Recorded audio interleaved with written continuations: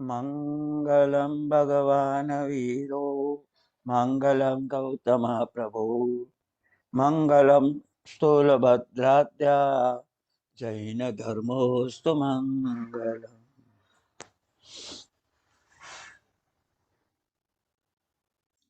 विद्यार्थी बंधुओं, भणवानी जिज्ञासा અને તે પણ આગમ પ્રણીત તત્વોને ભણવાની જિજ્ઞાસા એ આપણું એક મહાન સૌભાગ્ય છે કે આગમિક તત્વો જાણવા માટે ગણધર રચિત ગ્રંથો અને એના ઉપર પણ પરંપરાએ સૂત્રોક્ત અનુસાર બનેલા પૂર્વાચાર્ય રચિત ગ્રંથો, એ ગ્રંથોનું અધ્યયન કરતા કરતા દ્વાદશાંગીના સારભૂત જ્ઞાનને મેળવવાનું પરમ સૌભાગ્ય આપણને સૌને પ્રાપ્ત થયું છે. તેમાં પણ ભગવાન હરિભદ્રસુરી મહારાજા 1444 ગ્રંથના પ્રણેતા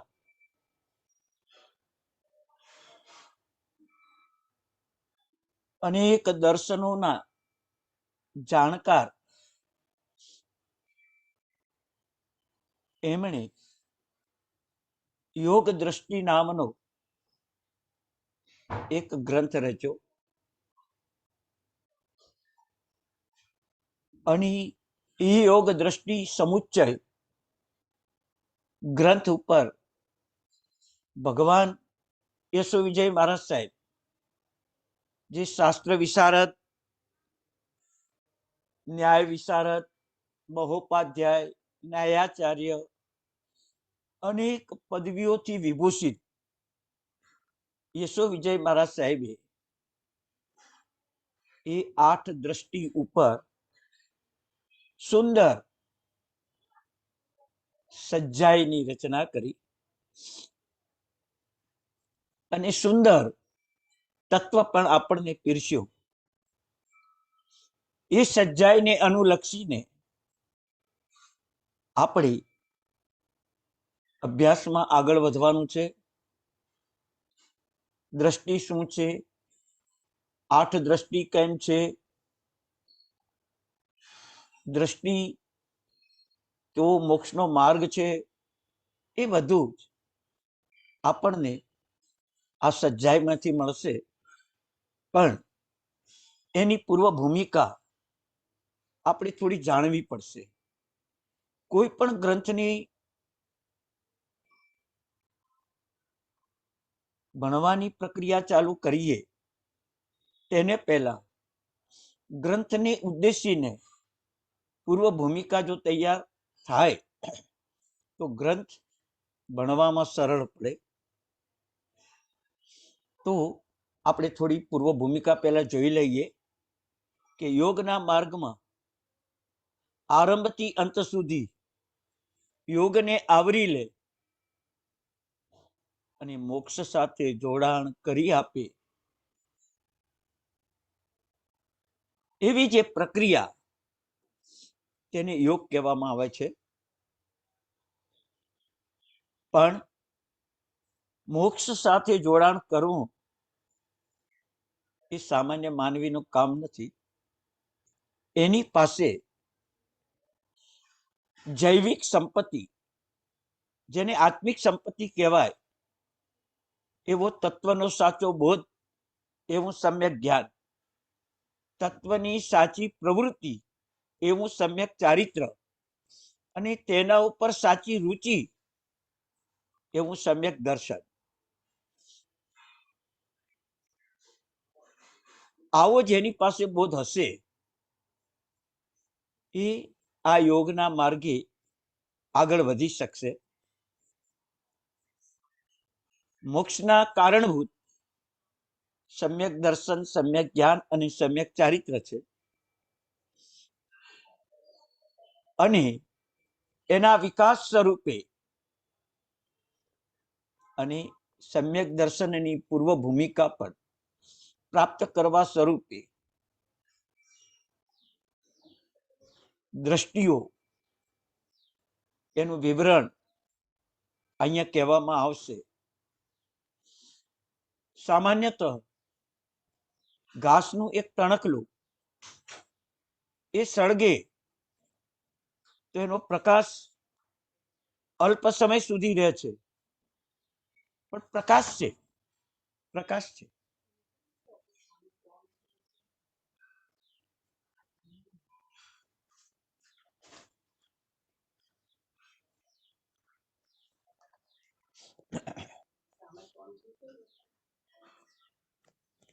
આપણે ખાલી બોલીને જ આપવાનું છે.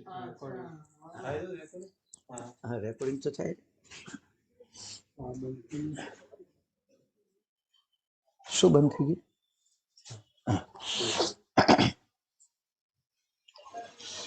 તણકલાના અગ્નિથી માંડીને પૂર્ણિમાના ચંદ્રપ્રકાશ સુધી આત્મામાં એક દિવ્ય પ્રકાશ આત્મ તત્વને, મોક્ષ તત્વને બતાવનાર એવી આ દ્રષ્ટિ છે. 8 દ્રષ્ટિનો સમૂહ હોવાથી એને યોગ દ્રષ્ટિ સમુચય કહેવામાં આવે છે. ધર્મ તો આપણે અનંતી વાર કર્યો, પણ ખેદ, ઉદ્વેગ આદિ દોષો યુક્ત કર્યો. સમયમાં ઉતાવળ કરીએ, ક્રિયામાં ઉતાવળ કરીએ, ક્યાંક વાર થાય તો મનને ઊંચા નીચું કરી નાખીએ. ધર્મ ક્રિયામાં આવો આપણે ક્યાંક ઉદ્વેગ અને ક્યાંક ખેદ બતાવ્યો છે. ખરેખર જોઈએ તો ધર્મ ક્રિયાઓ કરી પણ ઉદ્વેગ અને ખેદયુક્ત કરી જે આત્માનો સંસ્કાર અદ્વેષ ભાવ હોવો જોઈએ એ નથી. ખેદ અને ઉદ્વેગ ક્યારે આવે છે? એ થોડોક પણ આંતરિક પરિણામમાં સંકલેશો ઉત્પન્ન થાય ત્યારે.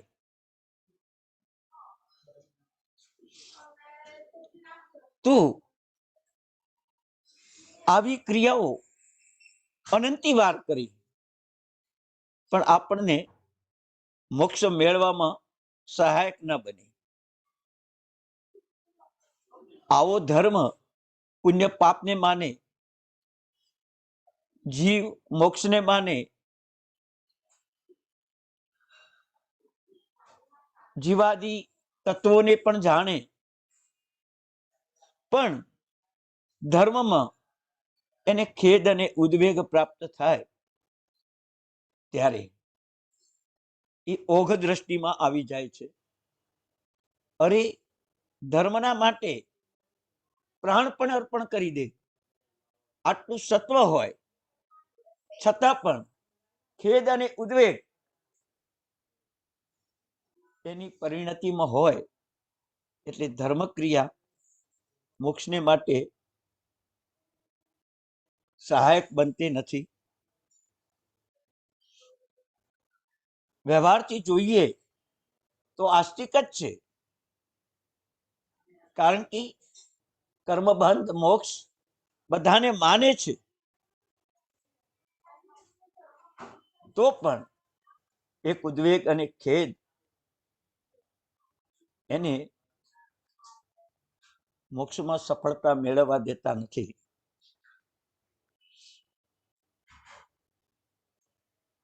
ધર્મના મર્મથી થોડા અજ્ઞાત હોવાથી તાત્વિક ધર્મ પામી શકાતો નથી. ધર્મનો મર્મ જાણો તો તાત્વિક ધર્મ પામી શકો. સિક્કો આપણા હાથમાં છે પણ સોનાનો છે તો મારી પાસે હોય તો બહુ સારું, એ ભાવ આવે. એમ ધર્મમાં માર્મિક તત્વો તમે જાણો તો એ ધર્મમાં જે ઉદ્વેગ, જે ખેદ, એ આવે નહીં, એ આવે નહીં. ઓગ દ્રષ્ટિમાં એક આપણા આત્મામાં ભવાભિનંદીપણું એ દોષ હોય છે, જેમાં પૂતગલના સુખનો રાગ, એનો આનંદ, શું હે શું ઉપાધિ, એનું અજ્ઞાન, એનું અજ્ઞાન. આવો એનો જે ભાવ, તે ભવાભિનંદીપણું છે.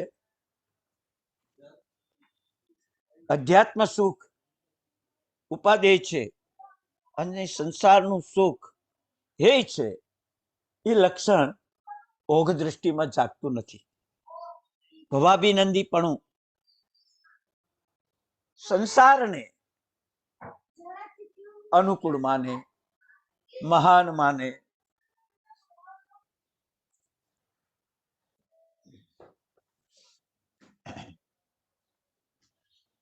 અને એના કારણે જીવ અધ્યાત્મ માર્ગમાં પ્રવેશી શકતો નથી.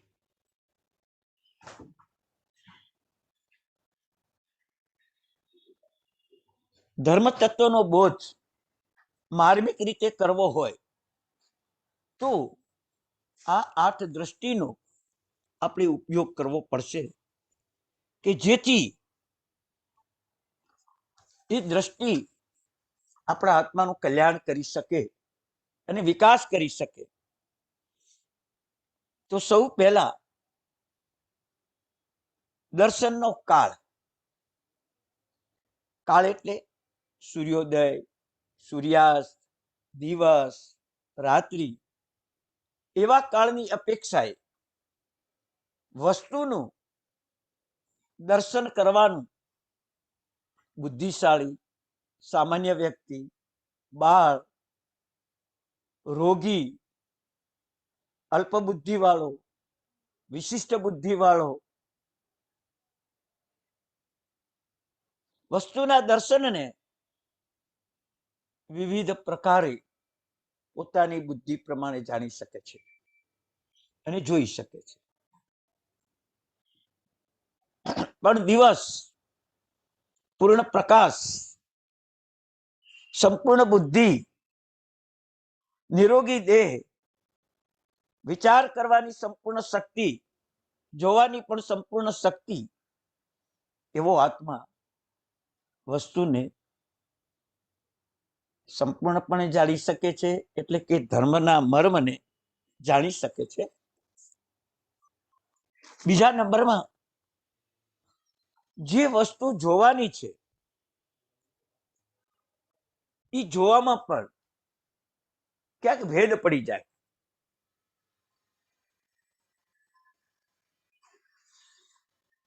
દોરડાને બદલે સર્પ અને સર્પને બદલે દોરડું જોવાઈ જાય અંધારામાં, એવો ભેદ પડી જાય જોનારનો. તો ચિત્તભ્રમ વ્યક્તિ હોય, એક ડહાપણ અને સમજણયુક્ત વ્યક્તિ અને સ્વસ્થ મગજ વાળો હોય, 2 સામાન્ય બાળક હોય, 3 ઉંમરલાયક અને સમજદાર માણસ હોય, તો ક્રમશઃ વસ્તુને વિશેષે જોઈ શકે, વિશેષે જોઈ શકે.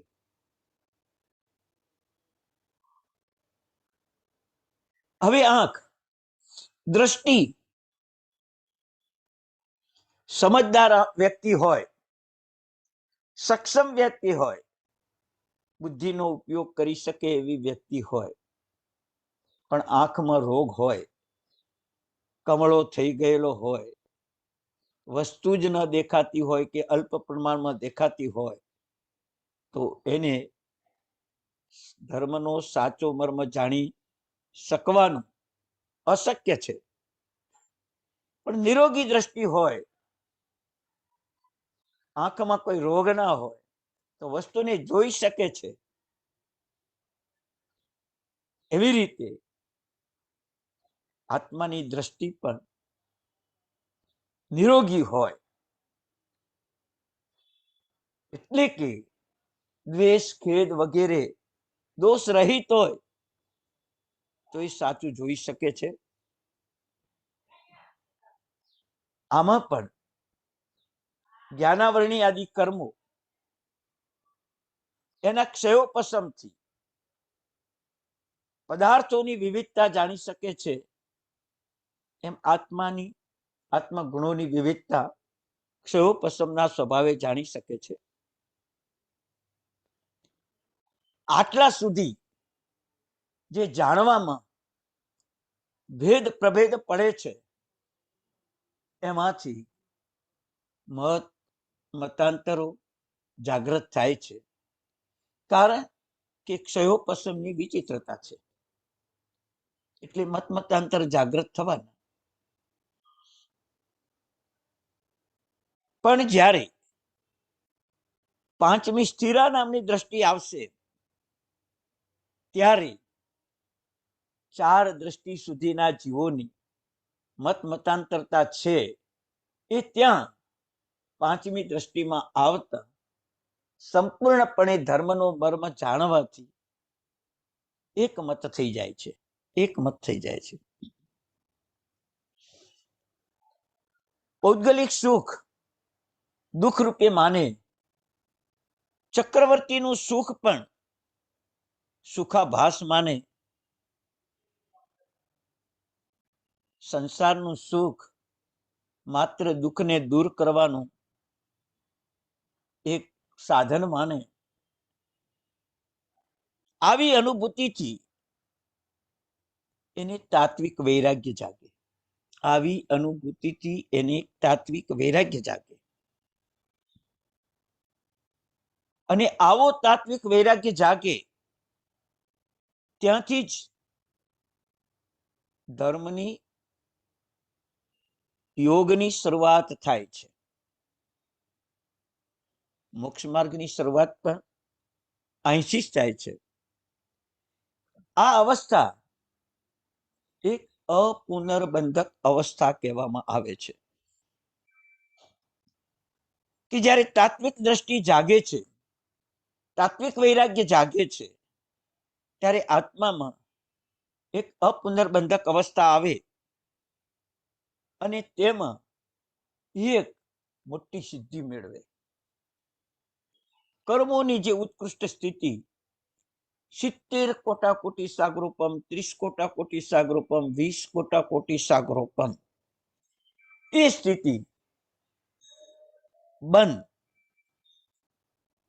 કરવાની યોગ્યતા તોડી નાખે છે. આ એની એક મોટી સિદ્ધિ છે. જ્યારે તાત્વિક વૈરાગ્ય જાગે ત્યારે અપુનર્બંધક અવસ્થા, પૂર્વનો જે ધર્મ એટલે તાત્વિક દ્રષ્ટિ નથી પામ્યા, એ પૂર્વનો જે ધર્મ તેને ઓઘ દ્રષ્ટિ કહેવાય છે. એટલે કે ઓઘ દ્રષ્ટિ વાળો ધર્મ કહેવાય છે. આવી અપુનર્બંધક અવસ્થા પણ આપણે ઘણી વાર પ્રાપ્ત કરી છે. પણ આ અપુનર્બંધક અવસ્થામાં ચરમાવર્તમાં આવે, અને ચરમાવર્ત જ્યારે એને પ્રાપ્ત થાય, ત્યારે પૂર્વે અનંત પૂતગલ પરાવર્તોમાંથી માત્ર એક છેલ્લો પૂતગલ પરાવર્તન કાળ બાકી રહે. છેલ્લો પૂતગલ પરાવર્તન કાળ બાકી રહે, એટલે કે છેલ્લો આવર્ત બાકી, એને ચરમાવર્ત કહેવાય. પૂર્વના આવર્તો એને અચર્માવ્રત કહેવાય. ચર્માવ્રતમાં આવેલા જીવના લક્ષણો શું? દુઃખી ઉપર અનંત દયા કરે. દુઃખી ઉપર અનંત દયા. દુઃખને દૂર કરવાના દુઃખી જીવોના પ્રયત્નો કરે. કેવા પ્રયત્નો કરે એ સજાયમાં આવશે. આવશે સજાયમાં. કે ભૂખ લાગી હોય ત્યારે જીવને ગમે ત્યાંથી ભોજન લાવીને આપે. વસ્ત્ર પહેરવાની જરૂરિયાત પડે તો ગમે ત્યાંથી વસ્ત્રો લાવીને આપે. ઠંડી પડતી હોય તો ગમે ત્યાંથી ઓઢવાનું લાવીને આપી દે. આવું દુઃખ દૂર કરવાની જે ભાવના, આ ચર્માવ્રતનું લક્ષણ છે. બીજા નંબરમાં ગુણીજનોનો અદ્વેષ.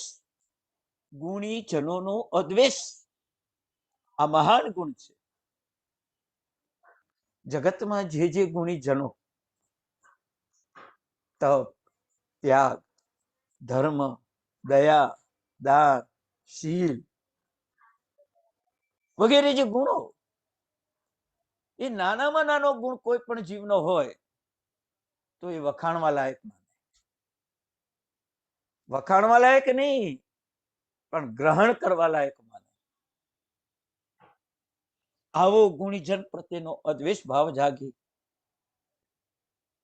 અને ત્રીજા નંબરમાં ઔચિત્યનું સેવન. દેવ, ગુરુ, ધર્મ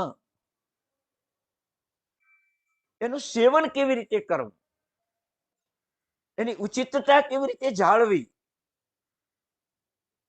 જેમ નવકારસીનું પચકાણ સૂર્યોદય પહેલા લેવાનું હોય, એ ઔચિત્યનું પાલન છે. ચોવિયારનું પચખાણ સૂર્યાસ્ત પહેલા લેવાનું હોય તો એ ઔચિત્યનું પાલન છે. પ્રભુના 3 ટાઈમ દર્શન કરવા જવું એ ઔચિત્યનું પાલન છે. ગુરુ વંદનાદિ ક્રિયા વિવેકપૂર્વક કરવી એ ઔચિત્યનું પાલન છે. આવું ઔચિત્યનું પાલન, સેવન એ ચર્માવ્રતમાં આવેલા જીવનું લક્ષણ છે. અને આ જીવ આવા સંસ્કારોને કારણે એક યથાપ્રવૃત્તકરણ કરે. યથાપ્રવૃત્તકરણ કરે એટલે કે કર્મની સ્થિતિને હળવી કરવી, કર્મના કાળને હળવો કરી દેવો. આવું ઘણી વાર કર્યું, આપણે ઘણી વાર કર્યું. પણ હવે આ ચરમ યથાપ્રવૃત્તકરણ છે. ચરમ એટલે આ છેલ્લું યથાપ્રવૃત્તકરણ. પૂર્વના યથાપ્રવૃત્તકરણ ઘણા નિષ્ફળ ગયા, પણ હવે એને સફળ કરવું છે. કારણ કે અપુનર્બંધક અવસ્થા પછીનું આ યથાપ્રવૃત્તકરણ એ ચરમ યથાપ્રવૃત્તકરણ કર્મની સ્થિતિ હળવી કરીને જ રહે. અનંત કોટાકોટી સાગરોપમની કર્મની સ્થિતિને એક કોટાકોટી સાગરોપમની સ્થિતિ કરી નાખે. એક કોટાકોટી સાગરોપમની સ્થિતિ કરી નાખે. આવી સ્થિતિ એ ચરમ સ્થિતિ કરે, એટલે ચરમ યથાપ્રવૃત્તકરણ કરે.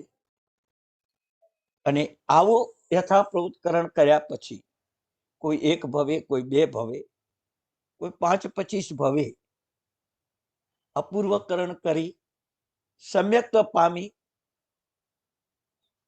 એટલે કે ગ્રંથિભેદ કરી અને જીવને મોક્ષ સુધી પહોંચાડી શકે એવી દ્રષ્ટિ, એવી જિજ્ઞાસા આ જીવને પ્રાપ્ત થાય. આવા સમયે જીવને સફળતાઓ 3 જોઈએ છે: યોગ, ક્રિયા અને ફળ. 3 પ્રકારની સફળતા મેળવવા માટે એને સમર્થ બનવું પડે છે. પહેલી સફળતા છે યોગ અવંચક. અવંચક એટલે સફળતા. મોક્ષના આધ્યાત્મિક સુખને સમજીને આત્માની જેટલી વિશુદ્ધિ વધારે પ્રાપ્ત થાય એટલી વિશુદ્ધિ વધારે પ્રાપ્ત કરે. અને સુદેવ, સુગુરુ, સુધર્મનો યોગ એને સફળ બનાવે, એને સફળ બનાવે. એવી શક્તિ જાગૃત થાય, એવી દ્રષ્ટિ પ્રાપ્ત થાય. એની યોગ અવંચક એટલે યોગાવંચક કહેવાય છે. બીજું ક્રિયાવંચક, કે આપણે ધર્મ ક્રિયા ઘણી કરીએ છીએ પણ બધામાં સફળતા મળે એવું નથી હોતું. કુમારપાળ મહારાજાએ એકવાર પૂજા કરી પૂર્વ ભાવમાં અને સફળતા મેળવી. સાલીભદ્રે વોરાવાની ક્રિયા એકવાર કરી અને સફળતા મેળવી દીધી. તો વિચાર કરજો, એવી સફળતા આપણે નથી મેળવી શકતા એનું મૂળ કારણ ખેદ અને ઉદ્વેગ છે. ખેદ અને જે ક્રિયાનું જેટલું ફળ કહ્યું છે એટલું ફળ પ્રાપ્ત કરવું, એવી ક્રિયા કરવી. એ ક્રિયાનું જેટલું ફળ છે એટલું ફળ એને પ્રાપ્ત થઈ જાય. શાસ્ત્રના અનુસારે એના પરિણામ હોય. ધર્મ ક્રિયા કરે ત્યારે વીરતીનો ગુણ પ્રાપ્ત થાય. કોઈ ધર્મ ક્રિયા એવી નહીં હોય કે જેમાં વોશીરામી શબ્દ ના આવે. આ વોશીરામી શબ્દનો જ અર્થ વીરતી છે. પાપોને વશીરાવો, દોષોને વશીરાવો, જેથી તમારી ક્રિયામાં તમને સફળતા મળે. રાગ દ્વેષને વશીરાવો, દેશવીરતી, સર્વવીરતી સુધી પરિણામ જાગે.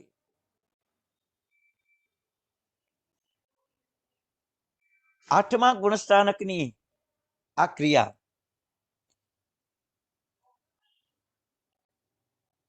દેશવીરતી એટલે પાંચમું.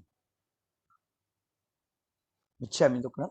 દેશવીરતી પાંચમું ગુંઠાણું, જ્યાં ક્રિયાનું ફળ પ્રાપ્ત થાય. પુણ્યા શ્રાવકના સામયિકથી શ્રેણિક મહારાજાને નરક ટાળવા સુધીનું ફળ પ્રાપ્ત થાય. દેશવીરતી છે. એમ આપણી જીન પૂજા, સામાયિક, પ્રતિક્રમણ, ઔષધાદિ ક્રિયા, એમાં આવું અવંચકપણું એટલે કે ક્રિયાનું ફળ મેળવવાનું એક સામર્થ્ય મળે આપણને, એ ક્રિયાવંચ. અને ધર્મનું ફળ અંતિમ મોક્ષ છે, ફળાવંચક. ધર્મનું ફળ અંતિમ મોક્ષ છે, એ મોક્ષની પ્રાપ્તિ કરાવે એ ફળાવંચકપણું કહેવાય. આ સાતમાં અપ્રમત ગુણસ્થાનકે આવી. તો આમ આઠ દ્રષ્ટિની જાણકારી મેળવવા માટે એક આપણી પૂર્વ ભૂમિકા તૈયાર કરી, જેમાં ચર્માવર્ત, અપુનર્બંધક અવસ્થા, ચરમ યથા પ્રવૃત્તકરણ, યોગાવંચક, ક્રિયાવંચક, ફળાવંચક,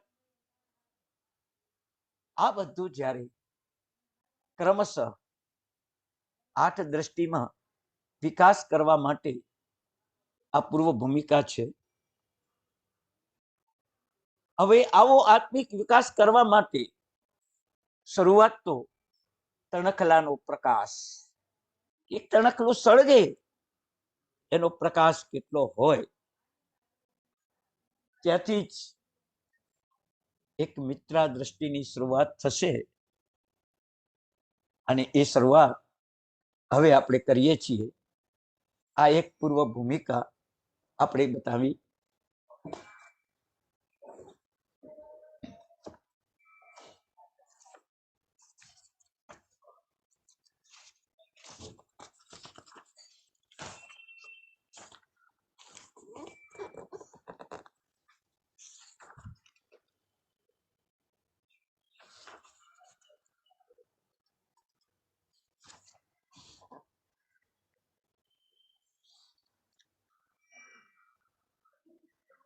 ઉપાધ્યાય અશ્વ વિજય ભગવંત રચેલી આ સજાય અને પહેલી મિત્રા દ્રષ્ટિ એના ઉપર પહેલી ગાથામાં મુક્તિ સુખનું કારણ બને એવી યોગની 8 દ્રષ્ટિઓ શ્રી મહાવીર પ્રભુએ જણાવી છે. આ સજ્જાયમાં શ્રી વીર જિનેશ્વરના તે હિતોપદેશક નામના ગુણની સ્તુતિ કરતા કરતા સ્વપરમ ધર્મની પુષ્ટિ કરીશું. આપણે ધર્મની પુષ્ટિ કરીશું. દ્રષ્ટિની સમજ આપતા એ કહે છે કે બોધ, જ્ઞાન, આશય, અભિપ્રાય આ પર્યાયવાચક શબ્દો છે. પર્યાયવાચક શબ્દો છે.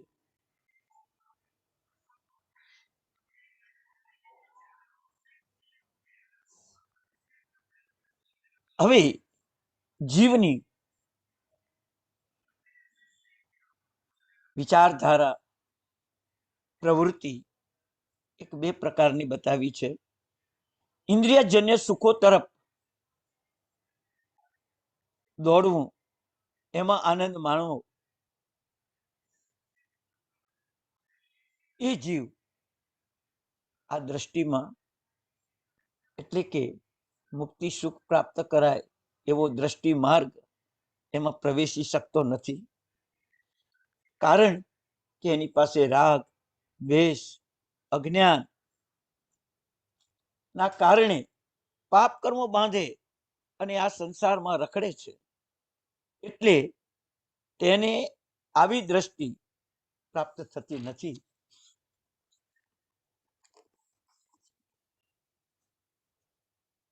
જે જીવ સંસારના સુખોને અસાર, તુચ્છ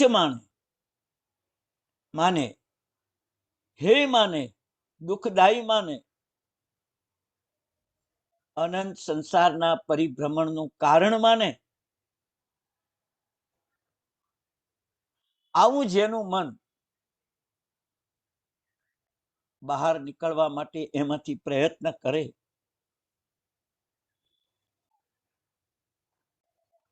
એ બંધનમાંથી મુક્ત થવા માટેનો પ્રયત્ન કરે, એ જીવ કાળાંતરે મોક્ષની સાથે જોડનાર એવી યોગ દ્રષ્ટિમાં પ્રવેશ કરી શકે છે. આવા દ્રષ્ટિવાળાને એક મુમુક્ષુ શબ્દથી ઓળખાવવામાં આવે છે. આ યોગ દ્રષ્ટિ 8 પ્રકારની છે.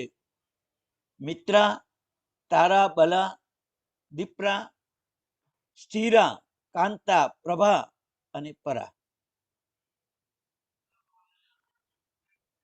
એક એક દ્રષ્ટિ જેમ જેમ આગળ વધો તેમ તેમ મોક્ષનું અંતર ઘટે. મોક્ષનું અંતર ઘટે. મુંબઈથી અમદાવાદ જવું છે, તમે ટ્રેનમાં બેઠા,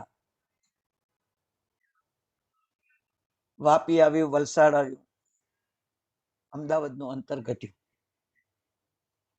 એવી રીતે યોગની ભૂમિકામાં મિત્રા દ્રષ્ટિથી તમે આગળ વધો એમ મોક્ષનું અંતર ઘટે છે.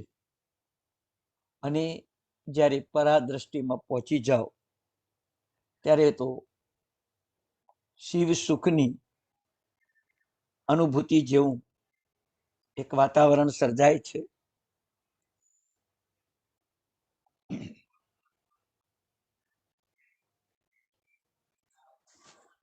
એક વાર પણ જો આપણી દ્રષ્ટિ સુધરી જાય, આપણો વ્યવહાર સુધરી જાય, તો અંદરની દ્રષ્ટિ સાધ્ય સુધી,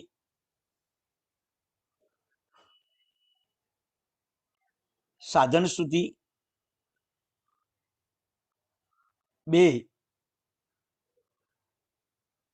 આપણને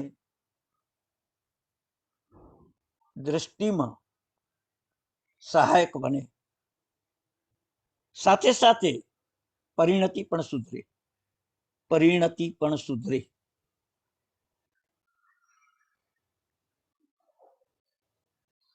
સાધ્ય સુધી ન થાય એટલે સાધ્યની સિદ્ધિ માટે સાધન સુધી પણ જોઈશે, અને સાધનની શુદ્ધિ માટે તમારે પરિણતિ પણ સુધારવી પડશે.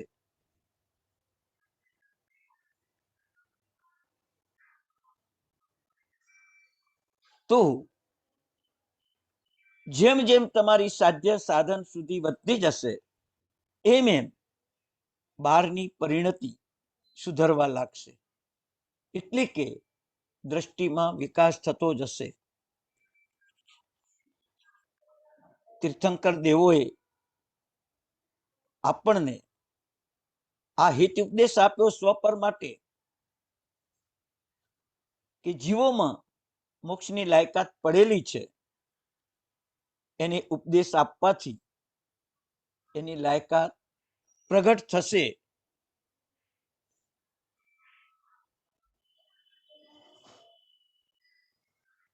દરેક જીવો અનંત ગુણના ભંડાર છે, એમાં વિતરાગ દેવો તો અનંતા ગુણોને પ્રગટ કરી ચૂક્યા છે, એમના ગુણો ગાવાને અસમર્થ છીએ, છતાં પણ હિતનો ઉપદેશ આપનાર એવો એક ગુણ અહીંયા આપણે સ્તવ્યો છે.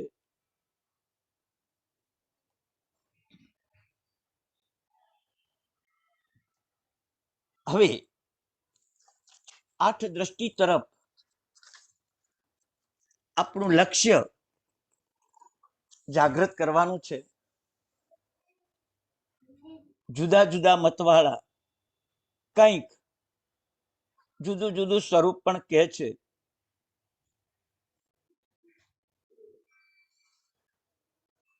અને એ સ્વરૂપ પણ નૈયાયિકો, બૌદ્ધો, સાંખ્ય દર્શન ને જૈન દર્શન, આમ ચારની થોડી થોડી વિવિધતા છે. એ પણ અવસરે એને જણાવશું. સંસારના સુખો, સંસારના સંબંધો સારા લાગે ત્યાં સુધી તો ઓગ દ્રષ્ટિ જ છે. અનાદિકાળની આ ઓગ દ્રષ્ટિને તથા ભવિતવ્યતાના કારણે ઓગ દ્રષ્ટિ પણ દૂર થાય છે, અને ધીમે ધીમે આત્માભિમુખ એની દ્રષ્ટિ, એનો વિકાસ થાય છે. તો કેવી રીતે વિકાસ થાય છે એ હવે બતાવે છે, કે મેઘ સહિત મેઘ રહિત એવો દિવસ અને રાત, બાળક ચક્ષુની ખામી વાળો, યુવાન જુદા જુદા દ્રષ્ટિ પ્રમાણે એ જુએ છે. એ ઓઘ નજર વાળા જીવોની દ્રષ્ટિમાં એ ભિન્નતા આવે છે, કે વાદળ છવાયેલી અમાવાસ્યાની રાત્રિ હોય તો ઘણું જ ઓછું પાતળું દેખાય, ઘણું જ ઓછું પાતળું દેખાય. એમ વાદળ વિનાની રાત્રિ હોય તો અમાવાસ્યાની છે ને તો અંશ માત્ર જ દેખાય.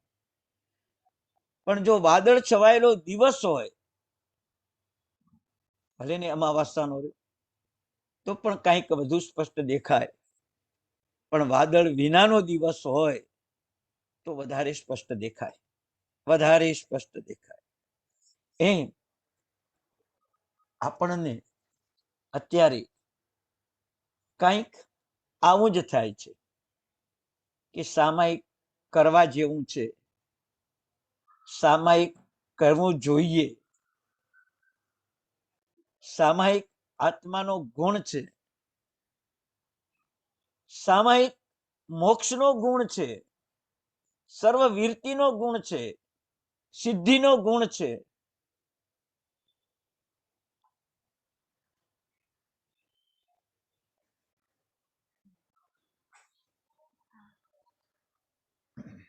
સિદ્ધિનો ગુણ છે. એમ એક જીવ સામાયિકને કેવી કેવી દ્રષ્ટિથી વિચારે. કોઈ જીવ એમ વિચારે કે સામાયિકથી જ સમતા પ્રાપ્ત થાય છે અને સમતા જ સર્વ ગુણોની જનની છે, એવું પણ માને છે. તો આમ ક્ષયોપશમની વિચિત્રતાએ જીવને આછા પાતળો અવબોધ થાય છે અને એ અવબોધ કંઈક જુદો જુદો પણ હોય. કોઈ આત્માને એકાંતે નિત્ય માને, કોઈ આત્માને એકાંતે અનિત્ય માને. આવી દ્રષ્ટિ જીવને અજ્ઞાનતા, અલ્પ જ્ઞાન ના કારણે હોય છે. તો એ દ્રષ્ટિમાં થોડીક વિવિધતા લાવીને ઓગ દ્રષ્ટિને મિત્રા દ્રષ્ટિ સુધી લઈ જવી છે. તો એના માટે થોડો આપણે પણ ઉપચાર કરવો પડશે.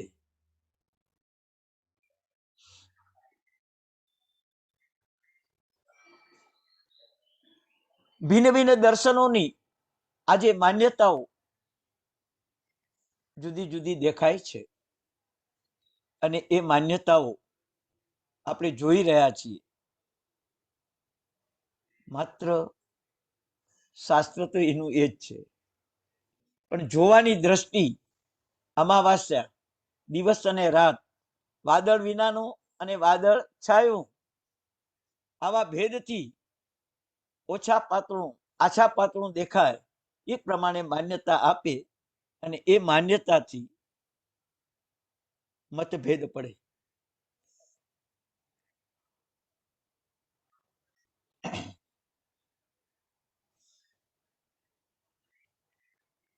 આ જગતને કોઈ નિત્ય માને, કોઈ અનિત્ય માને, કોઈ ભિન્ન માને, કોઈ અભિન્ન માને, કોઈ સત માને, અસત માને, કોઈ ઉભયાત્મક માને.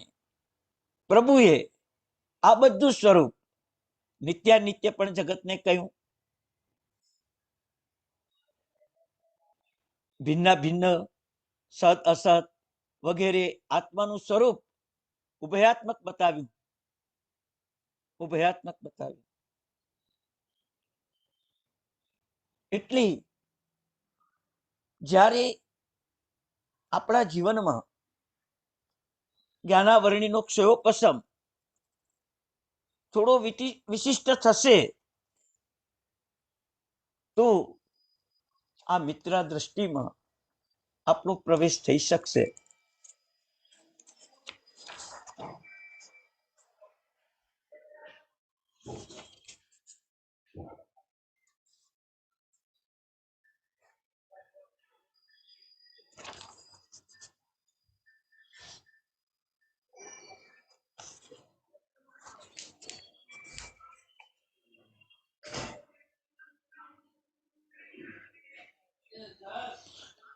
કે જે જીવોને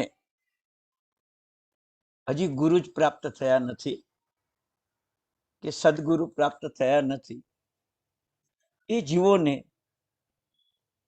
યોગનું ફળ જે બતાવ્યું એ હજી પ્રાપ્ત નથી થતું. એટલે કે પ્રાપ્ત નથી થયું. સુગુરુ જો મળી જાય તો વસ્તુના તત્વનું યથાર્થ સ્વરૂપ એ કહી શકે અને સમજી શકે. પણ જેને આવા સુગુરુ મળ્યા નથી એ યોગા વંચકતા એટલે કે યોગનું ફળ પ્રાપ્ત કરી શક્યા નથી.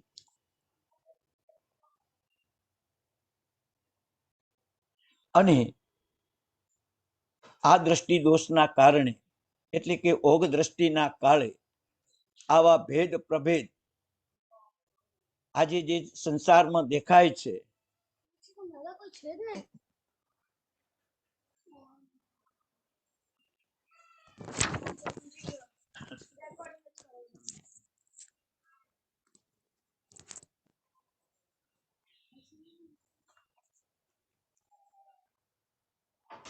ઓગ દ્રષ્ટિના કારણે દ્રષ્ટિ દોષના કારણે સમ્યક્તના અભાવે જીવને આવા મતમતાંતરો સ્વરૂપ દર્શનો અને એમાં જીવ અટવાયા કરે છે.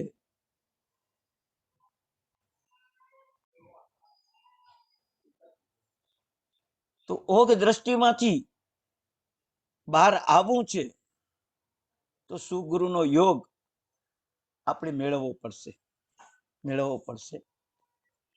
અને એ સુગુરુના યોગે એ થોડો આગળ વધી શકશે. આમ જોઈએ તો જ્યાં સુધી ઓગ દ્રષ્ટિ છે ત્યાં સુધી 6 આંધળા માણસો હાથીના વિવિધ અંગોપાંગને પકડે તો કોઈ પૂંછડી જેવો કે કોઈ થાંભલા જેવો પગ પકડે તો કે કોઈ સૂંઢ પકડે તો સાંભેલા જેવો કે એમ આંધળો માણસ હાથી છે એમ માને છે, પણ એની વિવિધતા પોતે દેખે એટલું જ માને છે. એમ ઓગ દ્રષ્ટિ વાળા આવા ધર્મને માને પણ આવા મત મતાંતરો એમાં પડી જાય છે.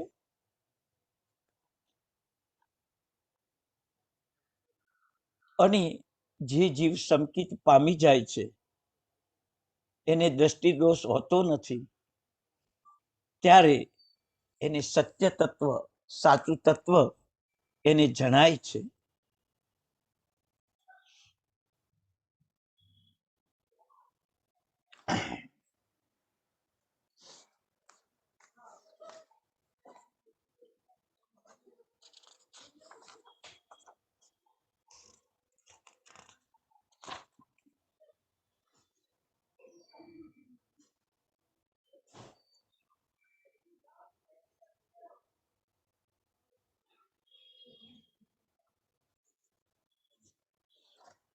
સ્થિરા આદિ દ્રષ્ટિ જ્યારે પ્રાપ્ત થાય ત્યારે આત્મામાં એક મોટો ગુણ પ્રાપ્ત થાય છે. એ ગુણ છે પોતે જે સાચું જાણે છે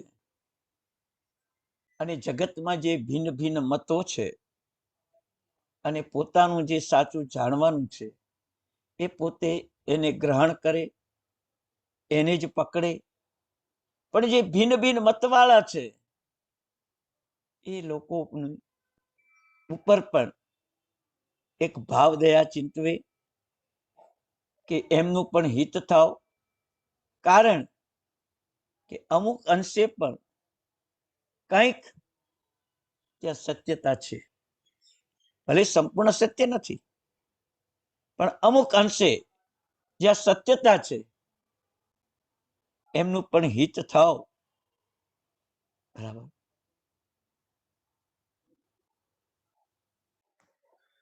દ્રષ્ટિઓ દર્શનકારો જુદા જુદી વિચારધારાના કારણે જેને નય સાપેક્ષ કહેવાય, એ નય સાપેક્ષની અપેક્ષાએ જુદી જુદી વિચારધારા અને એના દ્વારા પોતાના મતને એક સાચો માને પણ બીજા મતને ખોટો માને. જ્યારે સ્થિરા દ્રષ્ટિ પ્રાપ્ત થાય ત્યારે પોતાનો સાચો મત છે એને તો એ સ્વીકારી લીધો છે, પણ બીજાના મતમાં કંઈક સાચું છે એને સ્વીકારીને એમનું પણ કલ્યાણ ઈચ્છે છે, એમનું પણ કલ્યાણ ઈચ્છે છે.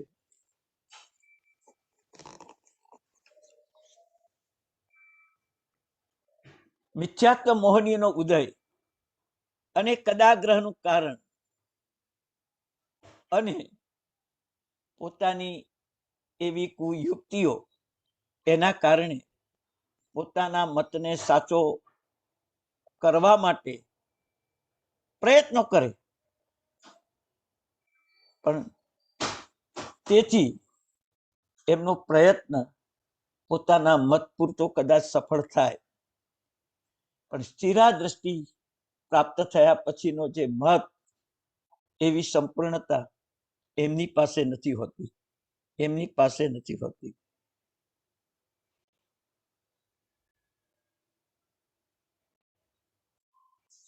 હવે આવી દ્રષ્ટિ જેની છે, મિથ્યાત્વની છે, કદાગ્રહ છે, એવા જીવને ઉપદેશ આપીને શું કરવાનું?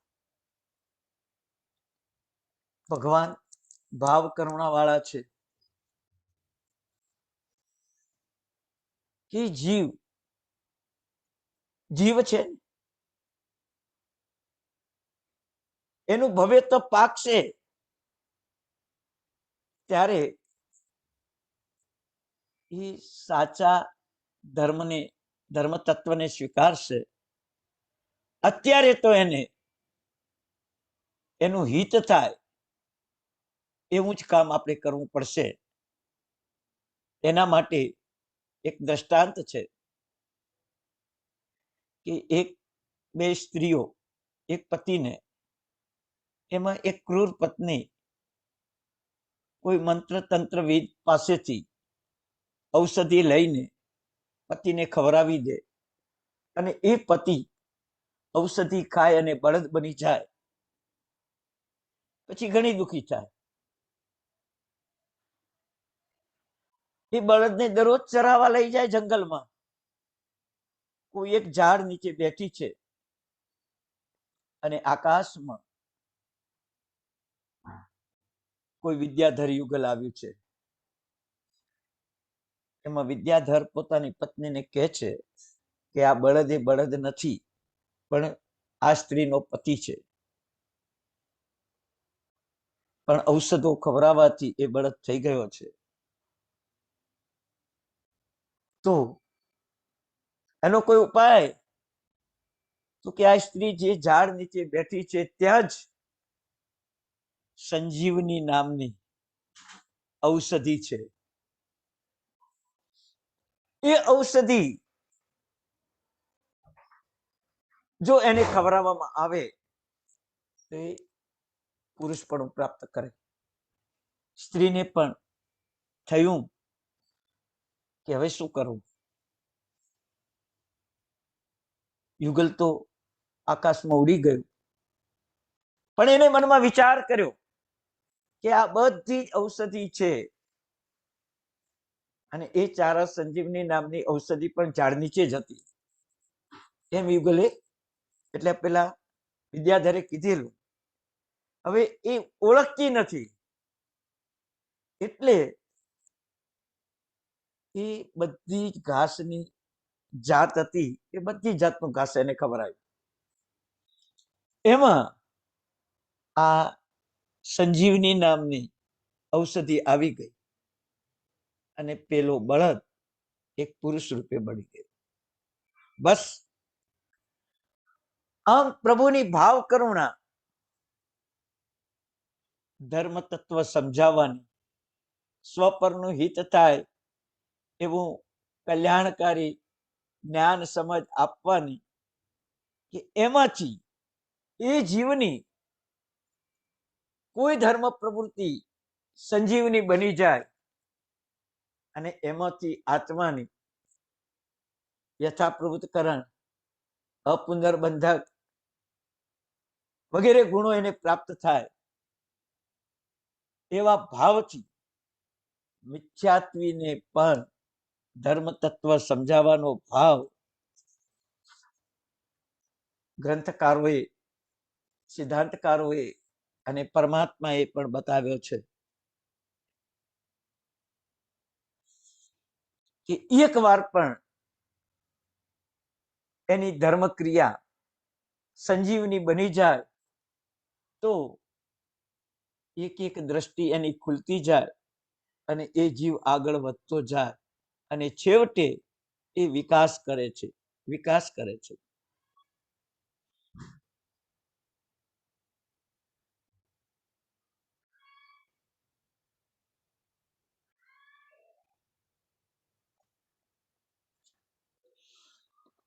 કે સ્થિરા આદિ ચાર દ્રષ્ટિવાળા જીવો મુક્તિને લાયક તો બની જ જાય છે, પણ એમનો સંસાર ભાવ ઉભા હોય તો વચમાં દેવનો ભાવ, મનુષ્યનો ભાવ, દેવનો ભાવ, મનુષ્યનો ભાવ કરતા કરતા આઠમી દ્રષ્ટિ સુધી પહોંચી જાય છે. એટલે કે લાંબી મુસાફરીમાં જેમ રાત્રિ શયન આગળની મુસાફરી માટે પૂરક બને છે, આરામ જેમ એને પ્રયાણમાં સહાયક બને છે, એવી રીતે સ્થિરાદી દ્રષ્ટિ મુક્તિ પ્રયાણમાં સહાયક બને છે, સહાયક બને છે.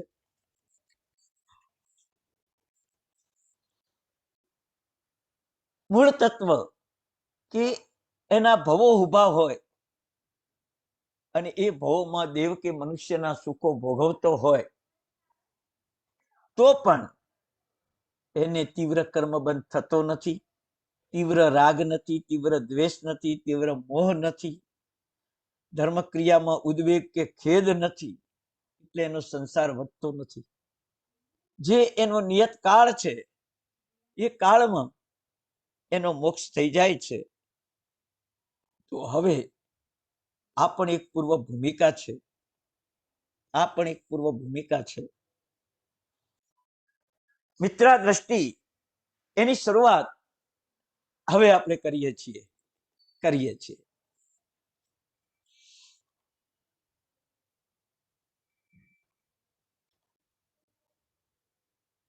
કે મિત્રા દ્રષ્ટિ કોની કહેવાય?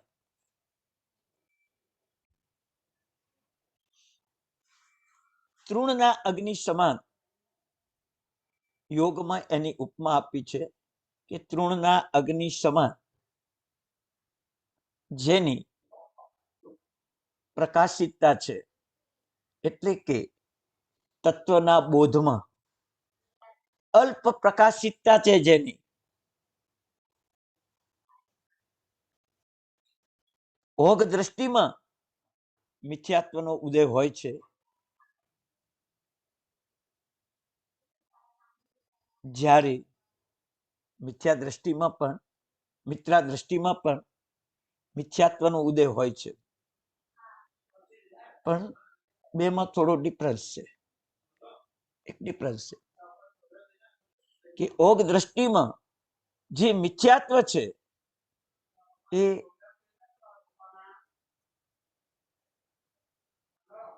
ગાઢ મિથ્યાત્વ કહેવાય છે, અને મિત્રા દ્રષ્ટિમાં એ પ્રવેશ કરે ત્યારે એને મંદ મિથ્યાત્વ કહેવામાં આવે છે, એટલે કે શિથિલ મિથ્યાત્વ કહેવામાં આવે છે. એમાં તથા ભવિતવ્યતાનો પરિપાક પણ થાય છે, એટલે કે તથા ભવ્યત્વનો પરિપાકના કારણે જીવ મિથ્યા દ્રષ્ટિમાં પ્રવેશ કરે છે, અને આ જીવ ચર્માવર્તમાં પણ આવે છે, અને બહુ ભાવમલ એ શબ્દથી મોહનીય કર્મનો પાવર એનો ક્ષીણ થાય છે, ઓછો થાય છે. અત્યાર સુધી મિથ્યાત્વમાં મોહનીય કર્મનો પાવર જબરજસ્ત હતો, એ ઓછો થાય છે. સંસારાભિમુખ દ્રષ્ટિ છે એ મંદ મિથ્યાત્વના કારણે મોક્ષાભિમુખ એક દ્રષ્ટિ બને છે, એટલે કે એને યુ ટર્ન આવે છે અને એનો એક વિકાસ થાય છે. અને એ મિત્રા દ્રષ્ટિમાં પ્રવેશ કરેલો જીવ ધીમે ધીમે મુક્તિના માર્ગ ઉપર ચાલવાનો પ્રયત્ન કરે છે. અને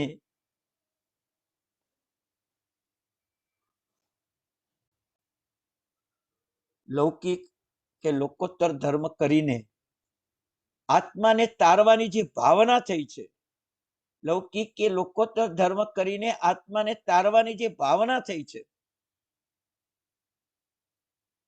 એને આ મિત્રા દ્રષ્ટિમાં લીધા છે.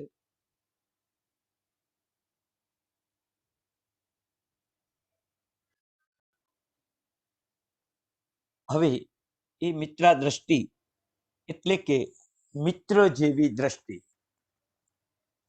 મિત્રનું કામ શું છે કે પોતાના મિત્રને યથાશક્તિ દુઃખમાં સહાયક બને, સુખમાં પણ છકી ન જાય એવું સાવધાનપણું આપે, આત્માનું કલ્યાણ ઈચ્છે, આત્માનું હિત ઈચ્છે. આવો જે મિત્ર હોય એ કલ્યાણ મિત્ર કહેવાય. એ મિત્રા દ્રષ્ટિ પર આત્માનું કલ્યાણ કરનારી દ્રષ્ટિ છે, આત્માનું કલ્યાણ કરનારી દ્રષ્ટિ છે. અનાદિકાળથી જીવ વિષય સુખોમાં મોહમાં આળોટ્યો અને અનંતકાળ આ સંસારમાં પરિભ્રમણ કર્યું, હિંસા, જૂઠ, ચોરી આદિ પાપોમાં વ્યસ્ત બન્યો. આ બધું એને જ્યારે સાચું સમજાય ત્યારે વિચારણા કરે કે આમાંથી મારે હવે પાછા ફરવું છે. હવે મારે આ સંસારના સુખોથી નિગોદાદીમાં અત્યંત દુઃખો ભોગવવા માટે જવું નથી. એટલે એની એકા દ્રષ્ટિ બદલાઈ અને ધર્મ કાર્ય કરવામાં, આત્મનું હિત કરવામાં એનો એક પ્રયાસ જાગે, તે આ મિત્રા દ્રષ્ટિ છે. અને બીજો અર્થ એ કર્યો છે કે જગતના જીવો ઉપર મૈત્રી ભાવ પ્રગટે. જડ વસ્તુનો જેમ પ્રેમ છે તેમ જીવ માત્ર ઉપર પ્રેમ વરસે, આત્મીય ભાવ જાગે, એની પણ મિત્રા દ્રષ્ટિ કહેવાય છે. મજૂર મજૂરી કરતો હોય તો સુખેથી ઉચકી શકે એટલું જ વજન આપે, વધારે ના આપે. આપણે ત્યાં તો કદાચ સિઝનમાં કોઈ ઘઉં ભરતા હોઈએ તો માણસને આપણે દુકાનમાં ઓર્ડર આપી દઈએ, દુકાનમાંથી માણસ કેટલું ઉચકીને લાવે છે અને બીજે માળ, ત્રીજે માળ, ચોથે માળ આપણને પહોંચાડે છે. એ ટાઈમે આપણે નથી વિચારતા કે આ મજૂર 50 કિલો ઉપાડી શકે છે અને 60 કિલો ઉપાડીને આવ્યો છે. એ ભાવ આપણને એ ટાઈમે જાગતો નથી. તો આપણે સમજવાનું કે આપણે હજી ઓગ દ્રષ્ટિમાં છીએ. પણ એ ટાઈમે એવો ભાવ જાગે કે ભાઈ આ 50 કિલો ઉપાડી શકે એવો છે અને 50 કિલો આપો, 60 કિલો ના આપો. આવી જ ગયો છે તો આશ્વાસન આપો, બેસાડો, પાણી પાઓ. આવું તમને જીવનું હિત ઈચ્છાય તો સમજવાનું કે આપણે મિત્રા દ્રષ્ટિમાં છીએ, મિત્રા દ્રષ્ટિમાં છીએ. ગાડે જોડેલા બળદ કદાચ 500 કિલો કે 1000 કિલો ઉપાડી શકે એમ હોય અને એ ટાઈમે લોભની દ્રષ્ટિએ તમે 1500 કિલો ઉપડાવો તો તમે મિત્રા દ્રષ્ટિમાં નથી. પણ 1000 કિલો ઉપાડી શકે એવો હોય તો 1000 જ ઉપડાવો તો તમે મિત્રા દ્રષ્ટિમાં છો. આપણે ત્યાં કામ કરતો માણસ આપણને જેમ સમયસર ભોજન મળે એમ એની પણ સમયસર ભોજન મળે. એ જો દ્રષ્ટિ આપણી ન હોય, એઠું જૂઠું વધેલું બધા જમ્યા પછી આપવાની આપણી દ્રષ્ટિ હોય, તો સમજવાનું કે આપણે મિત્ર દ્રષ્ટિમાં નથી. સમયસર આપણા જેવું જ ભોજન એને આપી શકતા હોય અથવા એને લાયક એને ભોજન આપી શકતા હોય તો આપણે મિત્ર દ્રષ્ટિમાં છીએ.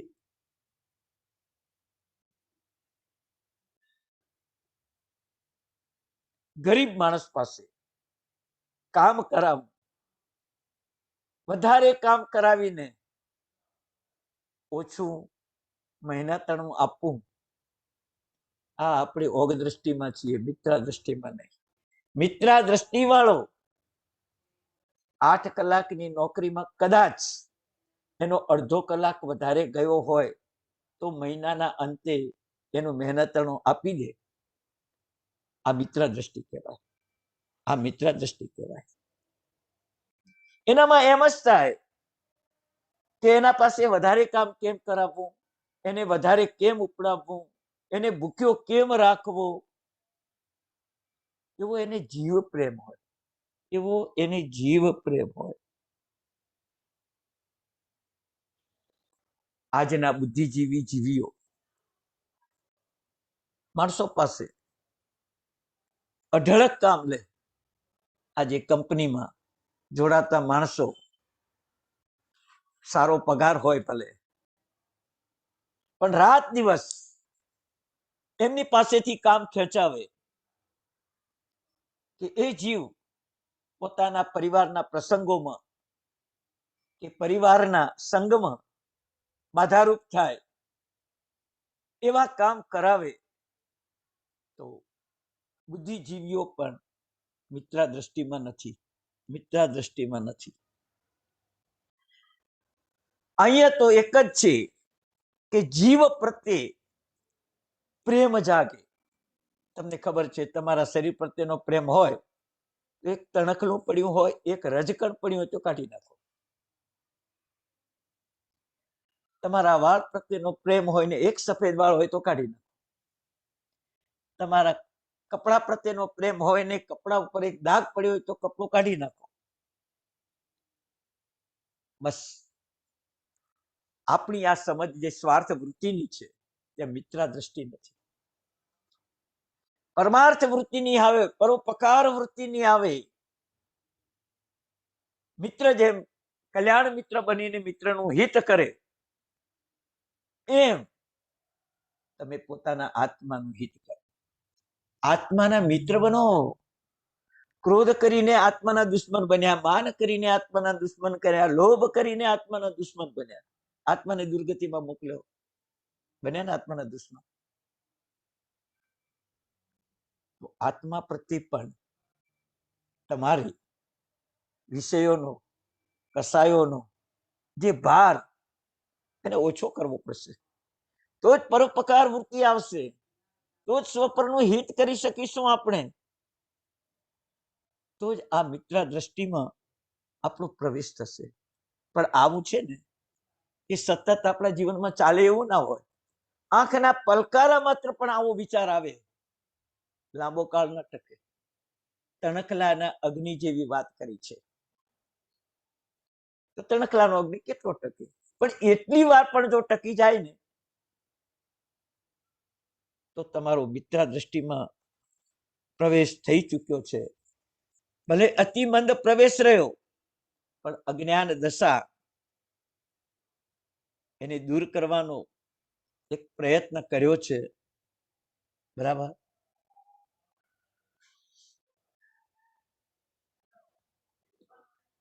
ઈષ્ટ સ્થાને પહોંચવાની એને એક શરૂઆત કરી છે.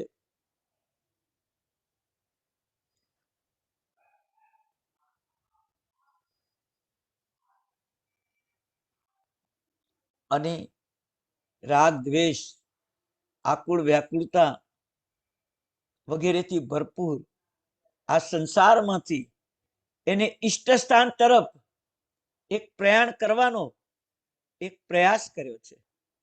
પ્રયાસ કર્યો છે, સાચી દિશામાં જવાનો એને પ્રયાસ કર્યો છે.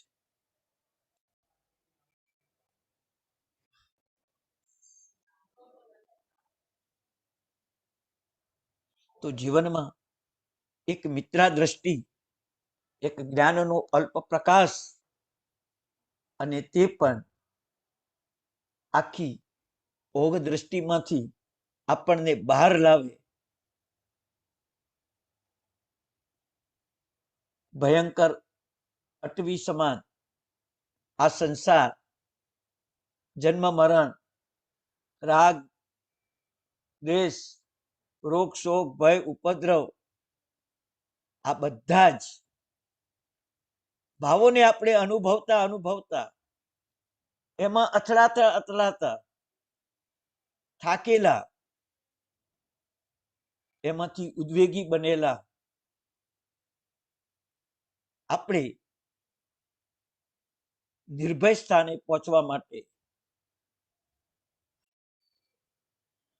અલ્પ પણ આવો જ્ઞાન પ્રકાશ આપણને પ્રાપ્ત થાય, એટલે કે એક આશાનું કિરણ જાગે, આશ્વાસન રૂપ થાય. ગાઢતમ અંધકારની જે અવસ્થા છે એમાં એક પ્રકાશ, અલ્પ પ્રકાશ કામ કરી જાય. ઘનઘોર અંધકાર છે,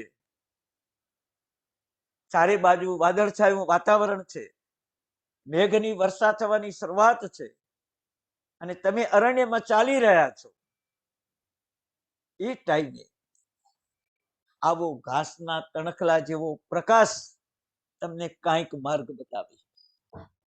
એ મિત્રા દ્રષ્ટિ, એક યોગ માર્ગ આપણને આત્મા તરફની એક દ્રષ્ટિ ચિંધે. અને આ જીવ આવો સાચો માર્ગ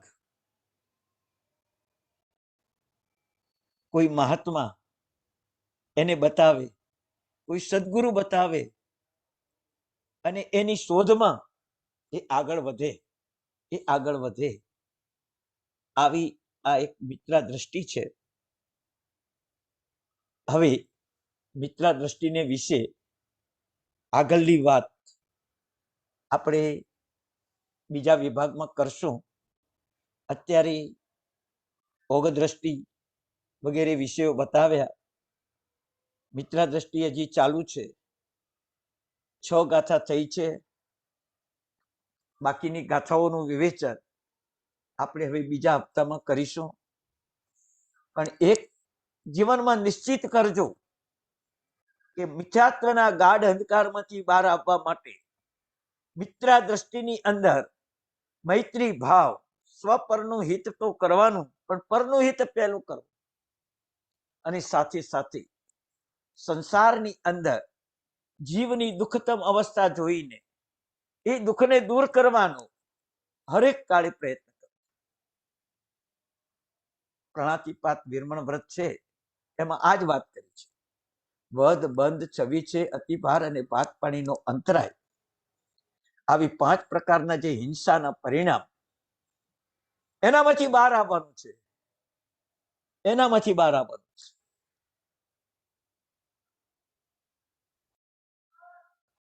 તો વધ જીવનો એ પણ દુઃખ છે. કોઈ વધ કરતું હોય, કોઈ બાંધ્યા હોય, કોઈ ભાત પાણીનો અંતરાય કરતું હોય, કોઈ ઇન્દ્રિયનું છેદન ભેદન કરતું હોય, તો એમાંથી બચાવવાનો જે પ્રયત્ન જાગે, ભાવ જાગે, એને સુખ આપવા માટેનો પ્રયત્ન કરે, દુઃખ દૂર કરવા માટેનો પ્રયત્ન કરે.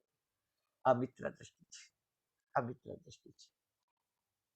આપણા જીવનમાં સંસારના હરેક પ્રસંગોમાં મિત્રા દ્રષ્ટિને જોડવાની છે. પારિવારિક સંબંધોમાં કોઈ અધિક કામ કરતું હોય તો એને મદદરૂપ બનવાનું છે. સામાજિક કામોમાં પણ બુદ્ધિથી હળવા કામો થઈ જાય એવો ઉપચાર પણ બતાવવાનો છે. વ્યવહારમાં પણ જીવના પશુ, પક્ષી, માનવ, એ જીવોને દુઃખમાંથી બચાવવાનો એક પ્રયત્ન કરવાનો છે. એક આ મિત્રા દ્રષ્ટિ છે. એ તમને કહું, તમારા ઘરમાં જ તમારી પ્રવૃત્તિમાં જ, તમારા જીવનમાં જ તમારે કેળવવી પડશે.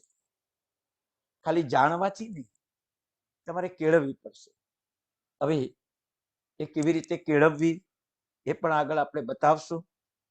અને અત્યારે એક પહેલો વિભાગ એટલે કે 6 ગાથા સુધીનો એક વિવરણ, મિત્રા દ્રષ્ટિની ભૂમિકા, ભોગ દ્રષ્ટિ, ભોગ દ્રષ્ટિમાંથી મિત્રા દ્રષ્ટિમાં કેવી રીતે આવવું, સુગુરુનો યોગ કેવી રીતે મેળવવો, આ બધી વાતો હજી થોડી બતાવી છે, આગળ પણ બતાવશું.